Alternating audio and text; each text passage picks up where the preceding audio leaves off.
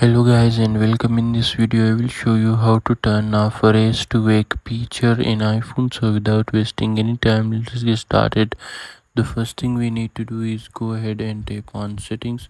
Here in the settings we need to scroll down and then tap on display and brightness. Once you tap on display and brightness, you need to scroll down again, and here you can see raise to wake. Simply turn this option on. So that's it for this video. Make sure to like and subscribe for more. Until next time, see you soon in another video.